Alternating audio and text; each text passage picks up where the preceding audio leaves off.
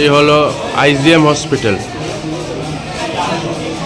আমরা সকাল 8:30টায় এক্স-রে করানোর জন্য এখানে এসেছি খালি পেটে। সবাই এখানে যারা বসে আছে সবাই না খেয়ে বসে আছে। এই দেখুন একটা লোক এখানে শুয়ে আছে, কারেন্ট ইলেকট্রিসিটি কানেকশন নেই সকাল থেকে। ওরা বলছে কখন আসবে ওরাও বলতে পারে না। এখানে শুধু একটা লাইটই জ্বলছে, শুধু দেখবেন, আর ফ্যানটা ঘুরছে। এটা বলছে ওরা জেনারেটর দিয়ে চলছে। আর এক্স-রে কাজ টোটালি বন্ধ আছে। দেখুন পুরো অন্ধকার হয়ে আছে আইজিএম। বাইরের আলোটা একটু একটু আলো দেখা যাচ্ছে, পুরো অন্ধকার রুমগুলো। দেখুন মানুষ সবাই বসে আছে এখানে, কিন্তু কারেন্ট নেই। দেখুন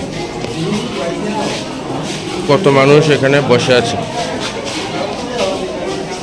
রুমগুলোর অবস্থা দেখুন, এই রুমগুলো।